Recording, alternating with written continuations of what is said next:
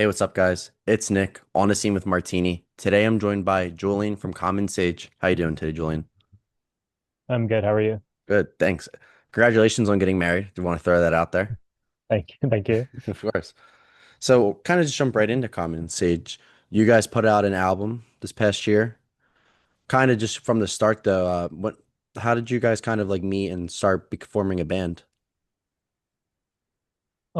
Common Sage has been a thing for me since like high school, Mhm. honestly, just like an ever evolving thing. But this iteration of Common Sage was probably around like 2018 when we put out like our first like proper studio full-length album.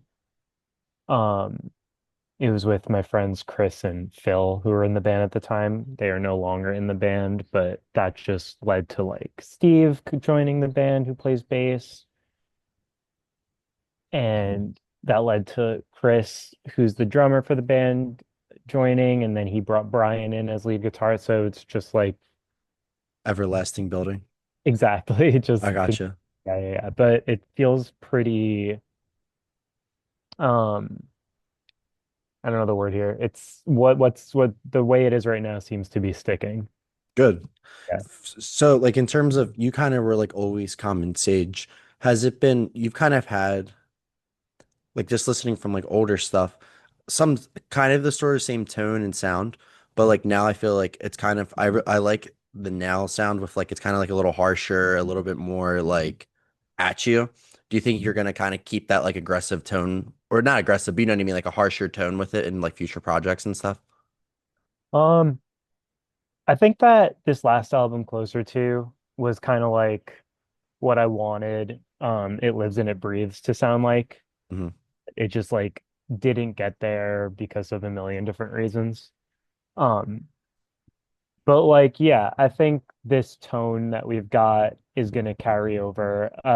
I never I never like want to stay sounding the same, and I just think like even if I did want to, like something happens where it just doesn't sound the same for Hmm. whatever reason. So I think like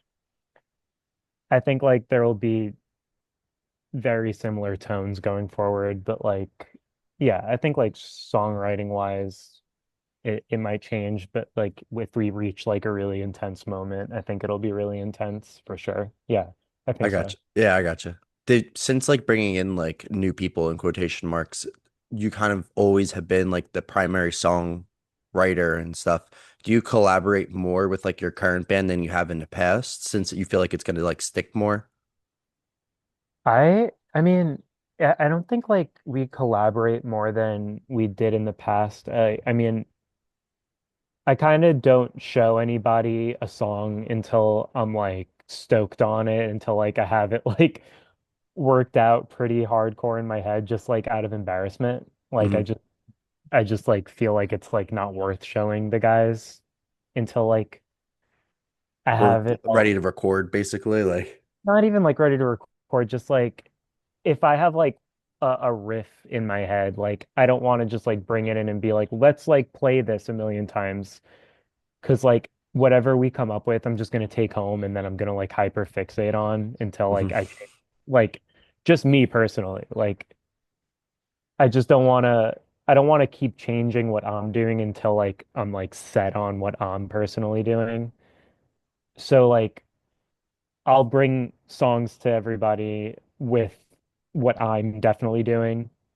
And unfortunately for me, like I'll have ideas of like what drums should be like or like what a bass line should be like, and that's really annoying for the guys, I'm Yeah. sure. But like, yeah, like for the most part, it's really it's really like letting everybody do what they want to do, and then like when we go to the studio, the producer has like a handful of things to say and ends up changing a lot of things that we work on anyway.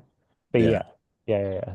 Do you guys, when you guys record, do you guys kind of do it in like day spans? Like you try to like, a day here and there, or do you guys try to like kind of coordinate with like other work and just try to knock it out in a week, or what's kind of been like the process with that?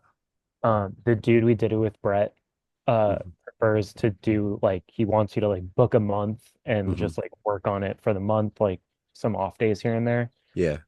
which we a few like we really wanted to do, but at the time, like because of work and stuff, like we couldn't.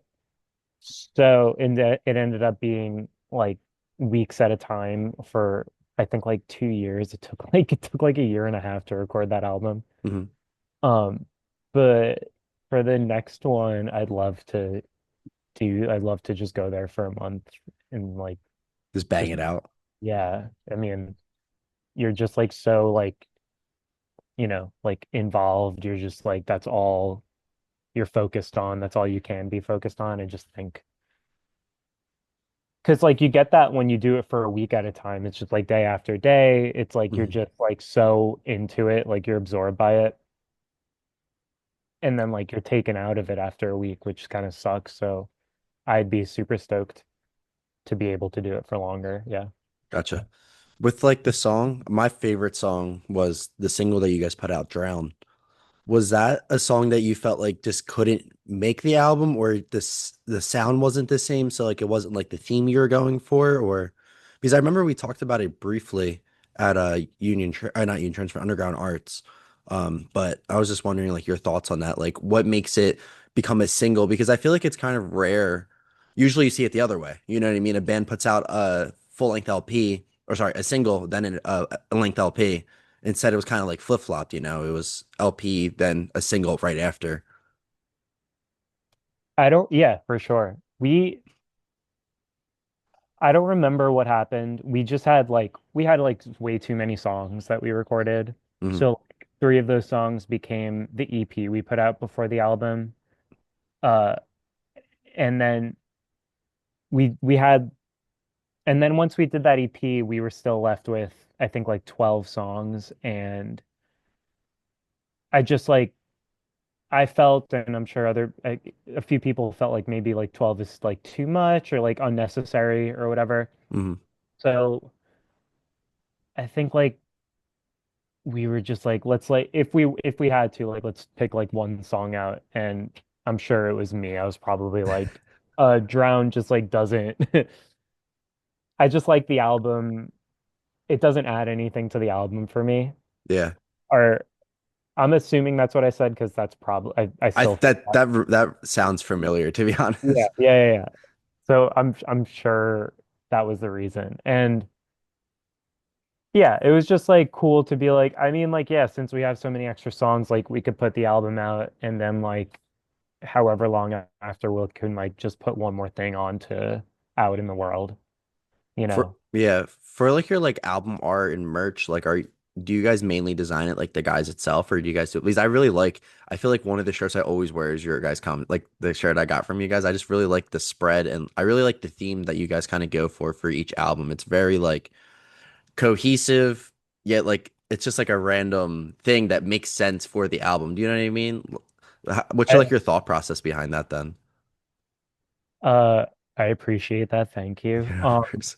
For this album, uh I just got like really into I just got really into like I don't know, quote unquote, like psychedelic or like modern psychedelic Hmm. like designs or ideas. I mean, like I still feel that way. Like I'm sure I'm gonna sneak some sort of 60s or 70s inspired thing into future stuff. But just like the album just felt vaguely like I don't know, it's about like losing something or like finding something or finding yourself or like something like inside. So that just like read as like I don't know, like expanding your mind, Hmm. like which is very like a 60s state of mind. And even if like I didn't feel that way about the album, I was just again like I was just into those sorts of designs around the time we were putting the album out. So that's just what I was going for, I guess, or that's just what I wanted to, you know, present to people, I Yeah. guess. So like yeah, like I guess I don't know if there's a word for it that I'm not using. And again, I'll just keep saying this word. It was just like modern psychedelic inspired. Like this guy, Hands of Ghost, designed one of the shirts. that we were selling, and then like I just love tie dye, so we got like a tie dye shirt to Hmm. sell, and like yeah, there's I can't remember their name. It's called like Big Boys Boots or something, or Big Boots Boys Club or something. They just do these like weird, I don't know what to call it. Like I don't know if there's a name for the design, but just like very I like remember the shirt that I got was like a patchwork shirt. It was like the gray shirt, and it like yeah, that's the one I always wear. Like it's just like when you say like it's like kind of a state of your mind, like each little piece, like I think there was like an eye on it, a sun on it, right. I like that. Like it's kind of all over the place, but still cohesive in one, which I feel like a lot of merch in like the scene in terms of like hardcore, shoegaze, punk, indie, like the actual like alt scene, especially like Long Island, Brooklyn from a merch perspective is kind of like that, which I appreciate. Like it's very thought out. Like you go to like these like big shows and it's just, letters on a shirt and people spend $75 on it. But like there's actually thought that goes into this. And I also like that a lot of the bands itself, like you were saying, like how you actually have a vision for it. You're not just kind of like throwing it off like, hey, here's, $100. Can you design me a shirt so I can print it? You know what I mean? Totally. I think having random designs is cool. Like as long as Hmm. the design is cool, like then for sure. Yeah. Like, but yeah, I personally, again, I just like obsess over these silly things, which maybe aren't silly. Like you think they're cool. Yeah. I think it's cool too. So like, yeah, I just think exactly it creates like this cohesive like world for your album or for the band or whatever. Yeah, for like Drown, like how was it? Like waking up essentially and seeing it like what was it like the Apple Music? It was on some type of like crazy playlist like that was actually really popular. What was it like kind of going from like, supporting a band and then like a week later you basically have a song that's like charting even if it's like a not like, like the national Billboard chart, but it's still some type of way of getting your name out there. Like how does that like that must be feel awesome, right? It is awesome. Yeah, I mean, Drown, we've had we've had a bunch of other of our songs like get on Apple playlists and Spotify playlists, and yeah, it's another thing I just obsess over and like I always hope for. Mm-hmm. So, I mean, to be completely honest, Drown like didn't even do as well as what I was like hoping for it to do Mm-hmm. in terms of playlists and stuff, but yeah, landing anything is always awesome. It's like always a crapshoot. Like Yeah. you really never know. So anything is definitely always cool. I feel like it's definitely one of the better ways too to get your name out there with like those random playlists that they put you on. Be For someone hears sure. a song and they just screenshot it, then it's, now it's on their Instagram story and it's just crazy how like promoting now is not nearly as how it was, 20 years ago with like flyers and stuff like it. Every single, Instagram story, TikTok reel literally helps so much, which is wild now. Totally. I mean, yeah. And what's cool about like I don't know if this is how it works, but what I would assume is cool about Apple is if you get on a playlist, Apple is like connected to Shazam. So like Hmm. people you can see like your Shazam counts on like Apple for That's artists and cool. stuff. So I'm assuming whoever's hearing our song randomly on an Apple playlist may or may not be Shazamming it too, because like, Yeah. and you're getting to see that number and stuff. Yeah, it's cool. That's super cool. So you guys played a ton of festivals? Because I know you guys got announced on like kind of like the second head of like the Furnace Fest in Alabama. Is that probably gonna be like the biggest festival you guys have played at so far? Or Uh, yeah, probably. I mean Yeah, that's gonna be a crazy I never been, but like that's like the place to be, I feel like in October. Furnace Fest is like, yeah, amazing. Yeah, it's so cool. It's very cool that we're playing it. I mean, I don't know that I've never been to Furnace either. I don't know the setup, but like in theory, yeah, it could probably be the biggest festival we've played. We were supposed to play Dan's Warped Tour out in California. That might have been the biggest, but Hmm. we couldn't swing it financially at all. Gotcha. We bailed on that. So yes, now Furnace may be the biggest festival we play. Yeah, yeah. Yeah. I think that's gonna be a super good show too because you guys have music where like hardcore fans can like it, punk fans can like it, shoegaze fans like India. I feel like that's a very good show to kind of showcase, Common Sage itself, especially with like the new album out and stuff. Which Yeah. I feel like that's definitely going to be an opportunity. I think it's only one stage or two, I think, or two stages. Like it's not very like scattered, which is cool. Cool. Yeah. I mean, I agree. I think Furnace Fest is, you know, iconic for a reason. Yeah. I've like I totally agree. Just like the coolest bands, I think the yeah, perfect scene for us for sure. Do you guys have, I mean, you guys recently, well, over the past like year and a half or so, it's been like Stolas, Hail of the Sun, Sparta. Has there been like a tour or like run of shows that has like really like stuck out that you notice kind of like that momentum build or crowd interaction or just a band you enjoyed playing with the most that you're like, damn, like we're making it, like we're playing with, X, Y, and Z. Uh, I'm genuinely like stoked to tour like at all, like no Hmm. matter what it is. It's hard to say because like Stolas was a longer tour Yeah. and like it's always weird because at the moment we're like the openers, so it's like half the crowd isn't there by the time you're playing, but like the crowd that is there by the time we're playing seems to be really receptive. Like we sold we sold out of like shirts on the Stolas run, which, Yeah. we were done, but again, it was a longer tour, so it's hard to relate to other things. And like Hail the Sun was like the biggest tour we've been on just in terms of like the crowds we were playing to. Yeah. And it was like I think was it like a five band bill? I don't remember, It but was a it's big bill. It yeah, was, yeah. yeah. So many bands playing. But yeah, huge crowds. Yeah, it's it's always in some different way like a good experience. I feel like that's kind of been coming back too, which I really like, is the five, six band bills. Like it's not just one or two bands playing, three bands playing. Like I'm going tomorrow to East Rutherford for the Incendiary show, and it's like six bands or seven bands, whatever. But I really like because then you can kind of they usually I feel like when it's a bigger build too, they kind of curate it a little bit more to be very like out there. Like it's a very odd bill. Like the bill for you guys with Stolas and stuff. I mean, that was probably the most eclectic music Yeah, bill I've ever seen. Like it was like just all over the place. I didn't even know what was happening. Like every single set, I was like, what show am I at? Like it was totally different. It was cool. totally.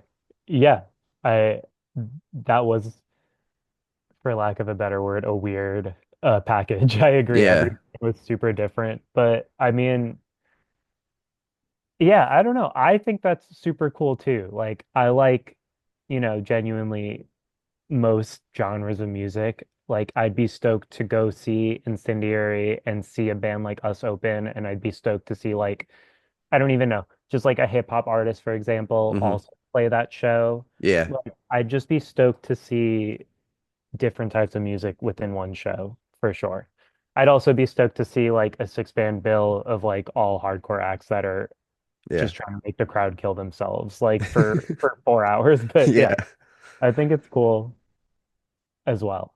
With And with your like sound, like what do you actually like? I know this is probably for someone that likes so many different types of genres. Like what's like is there like a certain type of genre that you like really listen to? It might not even reflect your music. Like, are you a hardcore fan, punk fan? Like, do you listen to all that, or is it more like, I don't know, indie alternative? Like what's on your day-to-day kind of? I listen, I really do. I listen to everything. I mean, apart from some select things, but like Yeah. I really do. I think I like most genres. Recently I've just been like I said before, I'm just like on the 60s, like 70s kick. Like I can't stop listening to like sunshine pop. I've been Hmm. listening to a lot of Beach Boys because of Brian Wilson dying, Yeah. with like the related artists that come up and stuff. I've also been listening to a lot of like I don't even know, like late 2000s indie rock. Like I've been listening to Silver Sun Pickups a lot recently, and like Smashing Pumpkins are like 90s and stuff, but I've been Yeah. listening to a lot of that as well. I just saw them play like Or I just saw Billy Corgan play like Yeah, literally yeah, two yeah. days ago on his Cool. Machina tour. That was really fun. Oh They yeah, put on a great show too, and it's like very like that's like something kind of how like he never changed his vibe for literally anyone. Like he's still the same Billy as he's been, in the 90s, early 2000s, which is really cool. totally. Do you have a band that like you kind of got you into wanting to make a band? Because you said like you had Common Sage for a good bit of time. Is there a band that kind of struck out like, hey, like maybe this is the band this is what I want to do too? Yeah, when I heard Blink-182 in middle school, that changed my life. Really? Okay. Yeah, yeah, yeah. So me and my best friend at the time, like, were in like a Blink-182 like tribute. Not a tri We weren't covering Blink-182. I'm sure we were, but we just wanted to be Blink-182. Yeah. And then I'd say something more like, I don't even know, uh, something more sophisticated, quote unquote, I guess, after that, like more in high school, was like Cap and Jazz and Modest Mouse. Modest Mouse for sure is a huge one for me that just like changed my perspective on everything. Yeah. And so like them amongst like everything I was listening to at the time, which was like a lot. I just like every day was searching as much music as possible and like consuming as much as I possibly could. But yeah, that like changed the way I wanted to write music and that I was writing music for Did you sure. start out playing guitar too? Like when you first started singing? Like or did you like were you a guitar player then got into singing or I don't remember. I think it was kind of like both. I think it was like at the same exact time. I just hmm like my family gave me a guitar when I was from a really young age, and I was never interested until like middle school, like I just said, when I was like, ooh, I need to start learning like Blink-182 songs and stuff. And then just because I wanted to play that kind of music and I wanted to like be Tom DeLonge, I was like, oh, I have to sing too. So I take that back actually. I was singing from a young age. I was in a children's theater group when I hmm was way younger, and singing was always a big part of my life. But yeah, yeah, yeah. Do you do you find it difficult now since you've been doing it for so long to do guitar and sing, or has it kind of just become a little bit more natural then at this point? No, it's like super. I remember how difficult it was. I remember as a preteen, I was like, this is impossible. I'm Yeah. never gonna be able to do this. And now yeah, now it's something you don't even think about. Yeah, I feel like I would be singing and be like 5 seconds behind on the guitar. You know what I mean? Like or For like the sure. second you like stop and you take that pause, you're so far behind. And especially in this kind of music, like it's not like it's just like one acoustic guitar, which is not no shame to that. I'm just saying like in terms of all the sounds going on at once, like it's not like you can kind of just like jump right back into it. You gotta have to like pick a spot, to hop back in. It's totally, yeah, I totally agree with you, but it is like just like this muscle memory thing where it's like, okay, like my hands are doing this thing. So like no matter what happens, like as long as my hands continue to do this, like, I'll be able to Yeah, I'll be able if something were to happen vocally or vice versa, like as long as one thing is doing one thing, you'll be able to pick it back up from wherever it is because I it's gotcha. literally just like repetition, you know. Yeah. Since like I know some people know, but you had an injury in the band.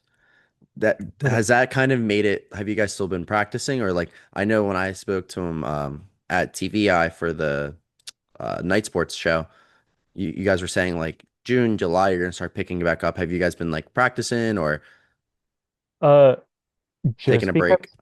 we so like right after the Stolas tour, like it was just we haven't practiced up until recently, but that was just because of like the wedding and stuff for me, and hmm like I guess just traveling like right now, like I told you, I'm in California Yeah. and stuff, but yeah, he definitely wasn't able to practice anyway, which was fine because I didn't have time to practice anyway. Yeah. Kind of worked But out. Yeah, it worked out perfectly, and which is good for him because he would be super stubborn and suffer through the pain just Yeah. to just to play.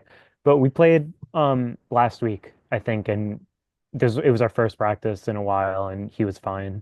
Oh, that's good. He's mostly fine. Because your Uh, guys' first show is with State Faults, right? Isn't that the next one coming yeah, up in August? And then yeah. after that, you guys don't really have anything announced. Is there any plans for like the fall to go on like a little run here and there, or just maybe some local? Because I feel like that's one of the nice things too, like being based primarily in Brooklyn. I mean, there's such a good culture for music. Like you kind of just like pick up a show, I feel like whenever. Is there any like plans for the future? This next half year, I guess I should say, for any like shows, tours? Uh, there's always like plans that like most of the time don't happen. Hmm. Um, but yeah, like there's a few shows that I think we have that are not confirmed yet, but hopefully get confirmed that are going to be cool. We were trying to do a tour around Furnace Fest that probably won't happen, but that's like I said, like it was just an idea that we tried to make happen that for a bunch of different reasons doesn't. But same thing goes for like other tours. Like we have like ideas and hopes, but again, like just nothing confirmed right now. But like you just said, like even when like it seems like there's nothing going on, it's like the next day we can have like a handful of like offers or ideas or whatever happens. So exactly, just Yeah, taking yeah, it day yeah. by day. Yeah, yeah, Is there like a band that like you guys would, because you guys are still kind of in like that realm where you guys are still selling great for solo shows, but you still want to, or headline shows, I should say, but you still want to play on like those supporting bills. Is there like a band that like you would really like to support in like a, not hypothetically, like in an upcoming tour? Is there a band that like really speaks out to you? Like this would be sick if we could open for them. We fit their sound in a way. yeah. I mean, there's a million, but like I say this all the time, but I mean, just like if there was a world where we could play with like balance and composure Hmm. or like foxing or like I mean, there's so many bands I would play with. But yeah, I like feel like those two are actually really great. Like yeah, you guys could definitely like fit their vibe for sure. totally. And I mean, I love those bands and they're like both influential for me personally. Yeah. Um, I could name you. I would play with any band. I'd be love to play with any band, but like Yeah, those are two big names. that come That right to mind. yeah. Do you guys have a favorite like place? Like, is it like do you guys like playing New York the most, or has there been like a random like city or crowd that like you're like, wow, like they really showed out for it?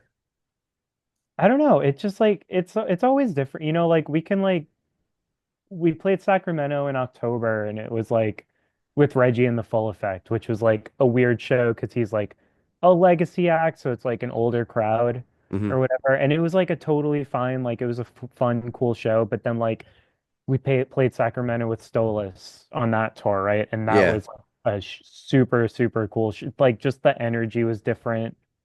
And like it was probably the same amount of people, but it just always depends on like the crowd or like the room size or just like the energy of that night. Um, so I can't say there's like this one place we love to go to every Hmm. time, Yeah. but it just like yeah, as long as the vibes are good, that's Yeah. like that's a good show. Play anywhere. And you, plus Yeah. you like to travel, I'm sure. And like I feel like that's one of the cool things about being in a band. It kind of gives you that excuse, like, oh, like we're gonna go travel, see the world, see the country. That kind of It gives you does. that easy. I totally. It's kind of like I always say this I keep wanting to say my girlfriend, but I have to say my wife now. I always tell this to my wife because she's like always like jealous of me like going to places we haven't been to or something. Hmm. I agree with her. Like it is cool to go to all these places you've never been to, but at the same time, like we're not there very long and we're Yeah. kind of just like staying within this one little pocket, which is wherever the show is, and then we're like getting the hell out of there to get On to wherever's the next. next. Yeah, but like it is cool. It is cool just to see whatever you're seeing for however long you're seeing it. I guess I'll finish with one more question. What's kind of like a next goal, next step for Common Sage? Is it just to go on another tour, trying to get the album out there a little bit more, record a new album, not obviously for 2025, 2026, but like what's your guys' next step and goal? I think exactly what you just said. Like, Mm, I think the goal is to, just like, yeah, get some like supports really cool, hopefully like supporting tours going. mm, And then like hopefully if that's like secured or confirmed, like find some time to like write and find some time to record, yeah.